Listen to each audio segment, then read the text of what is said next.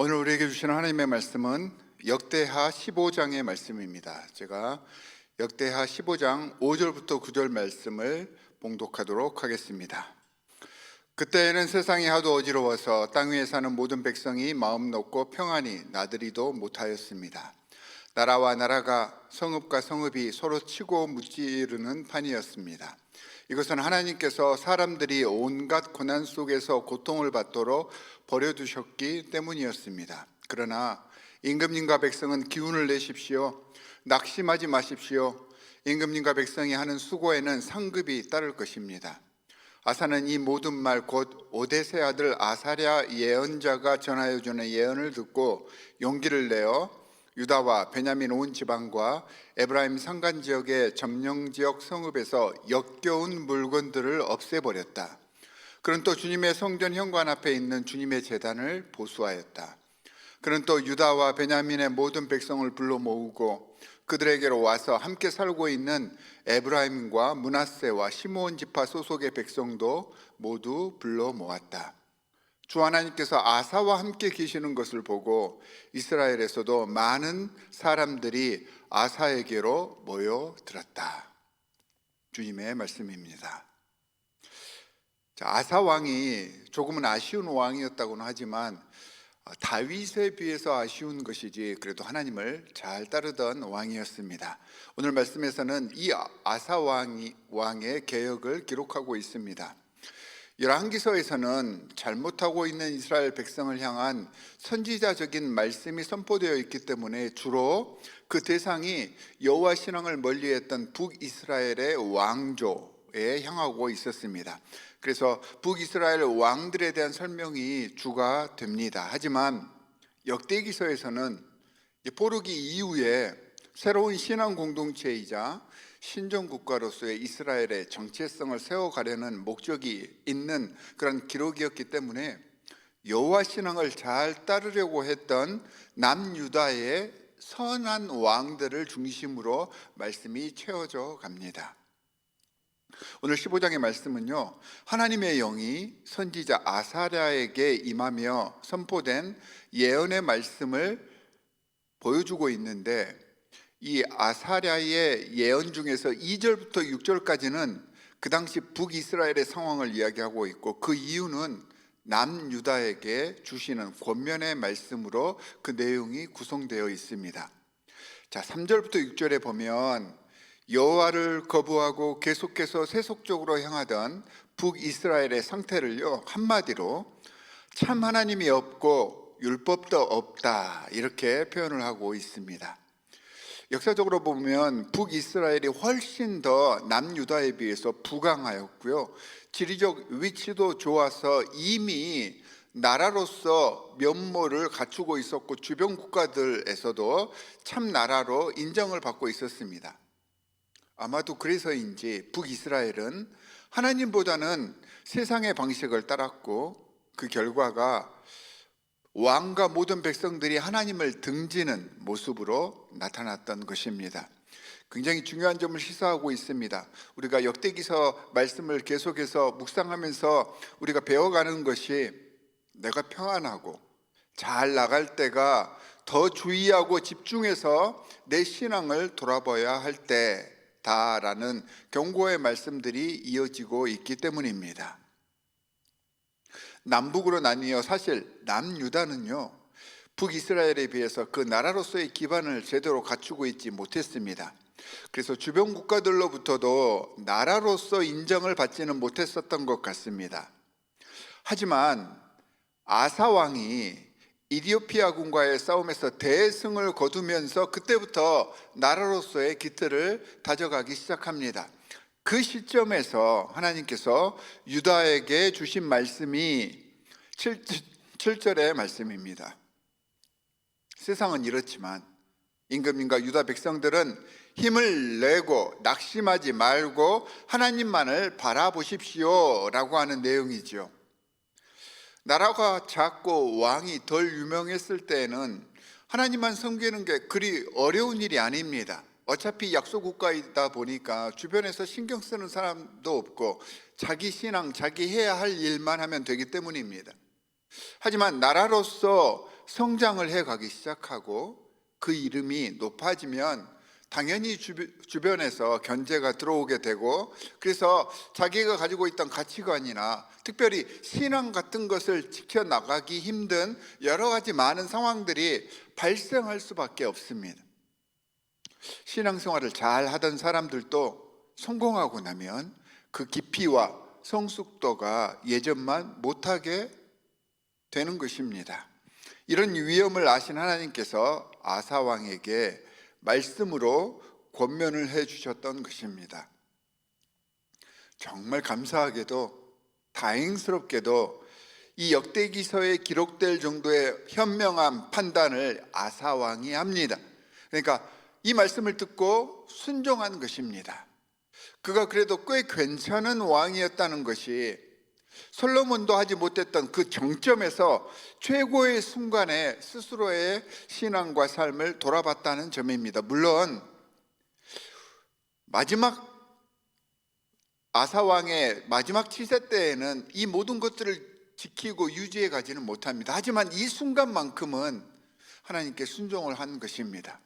아사는 이 하나님의 말씀을 순종하는 것이 자신의 사명을 감당하는 것이라고 생각을 했습니다. 그리고 이런 믿음과 결단을 행함으로 실천하였습니다.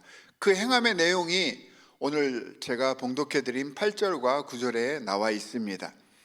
시절이 아직은 하수선하던 때였습니다.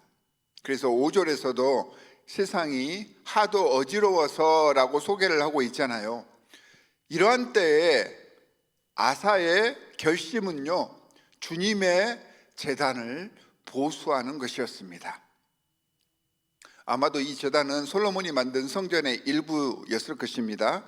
하지만 솔로몬 이후 아사왕 이전의 왕들이 우상 숭배를 하게 되고 하나님에 대한 무관심으로 인해서 원래의 건축됐던 그 모습이 훼손되거나 혹은 타 문명, 타 종교의 영향으로 변형되었을 가능성이 아주 큽니다. 가나안 신앙이 아마도 성전에도 그대로 반영이 되었을 것이기 때문입니다. 아사왕은 그러한 변형된 왜곡된 제단을 원래 솔로몬 건축 당시의 모습으로 복구시켰던 것 같습니다.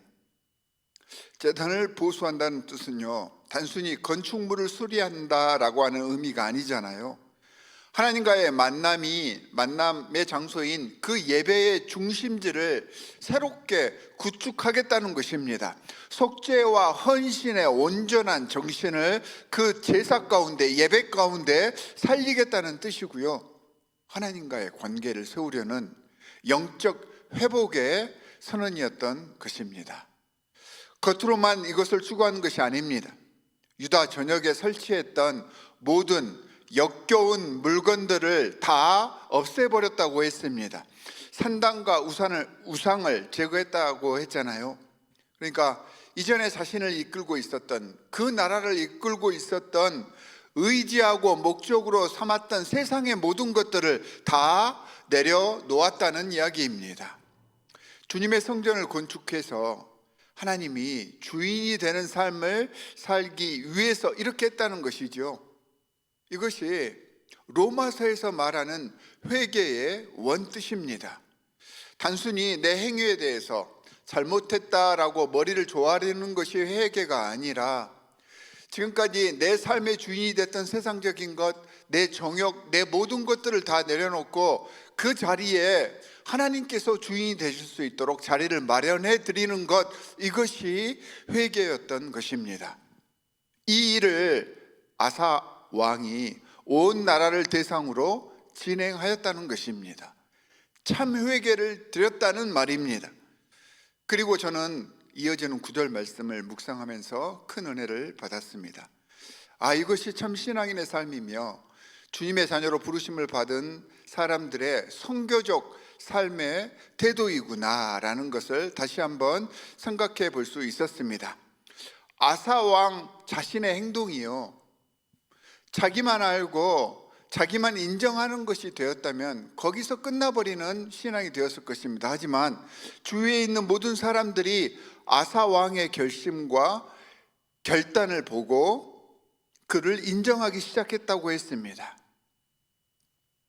아사왕의 삶과 결단을 보고 그가 충심으로 주님을 바라보고 있다는 것을 백성들이 알아채기 시작한 것입니다. 하나님께서 그와 함께 계시는 것을 보자 많은 사람들이, 모든 방백들이 저절로 아사왕을 중심으로 모이기 시작한 것입니다. 한 사람의 변화와 결단이 세상에 영향력을 미친 것입니다. 하나님의 함께 하심을 타인이 알게 하는 것, 자신의 변명이나 치적을 위한 눈속임이 아니라 진심으로 하나님을 그리고 백성을 사랑하는 마음을 지켜보던 모든 사람들과 백성들이 알게 되었다는 것입니다. 여러분, 이것이 선교입니다. 그리고 이어지는 말씀에서 모든 백성들이 이 옳은 왕의 결정에 감동해서 12절을 보면요, 마음을 다하고 정성을 다하여 주 하나님만을 찾기로 언약을 맺었고요, 15절에서는 온 유다 백성은 이러한 맹세를 하는 것을 기쁘게 여겼다라고 성경은 기록하고 있습니다. 왕의 결단과 변화된 모습에 모든 백성이 하나가 된 것입니다. 솔로몬이 처음 헌당식을 했던 그때의 모습 기억하시지 않습니까? 그 모습이 지금 이 아사왕의 성전 중수의 개혁을 통해서 재현된 것입니다. 예배가 회복되고 하나님과의 관계를 막았던 죄의 문제가 해결되니 하나님께서 그 나라에 안정을 허락하신 것입니다. 사랑하는 성도 여러분, 안정과 평안, 행복의 모든 문제, 세상의 방식으로 절대 이룰 수 없습니다. 오직 하나님과의 관계, 온전한 예배의 구축이 있어야지만 이 모든 것이 주어지는 것입니다. 역대기에서는 이 영적 온전함을 모든 백성들에게 권면하고 강구하고 있고, 또한 이 말씀을 읽는 현대의 우리에게도 강하게 선포하고 있습니다. 예배가 살아있는 삶, 하나님을 대하듯 모든 이들을 공경하며 존중하며 내 삶 속에서 하나님을 향한 진심이 흘러나와서 모든 사람들이 인정하는 그 성교의 삶이 진정한 성도의 삶인 것입니다. 오늘 하루도 예배가 살아있는 귀한 삶을 이루어 가시는 승리의 삶을 이루시는 하나님의 백성들이 되시기를 주 예수 그리스도의 이름으로 간절히 축원합니다. 함께 기도하도록 하겠습니다. 하나님 감사합니다. 주님이 최우선이 되는 삶, 진정한 예배의 삶을 살아가기를 간절히 소망합니다. 세상이 우선이 되는 것이 아니라 내 삶 속에서 지금까지 내 정욕과 세상의 판단대로 주인 삼았던 모든 것들을 내려놓고 하나님께서 우리의 주인이 되실 수 있도록 그 자리를 내어드리는 것이 회개임을 배웠습니다. 하나님, 오늘 이 참 회개의 마음으로 우리의 매 순간이 예배의 삶이 될 수 있도록 주께서 우리를 인도하여 주시옵소서. 우리를 권하신 주 예수 그리스도의 이름으로 기도하옵나이다. 아멘. 하늘에 계신 우리 아버지여, 이름이 거룩히 여김을 받으시오며 나라의 임하옵시며 뜻이 하늘에서 이룬 것 같이 땅에서도 이루어지이다. 오늘날 우리에게 일용할 양식을 주옵시고 우리가 우리에게 죄 지은 자를 사하여 준 것 같이 우리 죄를 사하여 주옵시고 우리를 시험에 들게 하지 마옵시고 다만 악에서 구하옵소서. 나라와 권세와 영광이 아버지께 영원히 있사옵나이다. 아멘.